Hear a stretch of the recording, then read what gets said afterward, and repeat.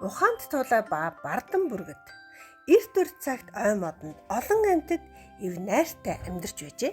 Нэгэн өдөр хүчрэх том бүргэд тэнгэрээс бууж ирээд би та нараас хамгийн хүчтэй, хамгийн ухаантай, хамгийн хурдан таны надтай хизээч юм тэнцгүй хэмээн бардамнан хэлжээ.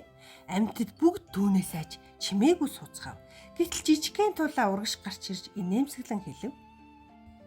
чи тэнгэрт өндөр хоол нисдэг. Харин би газар дээр маш хурдан гүйдэг.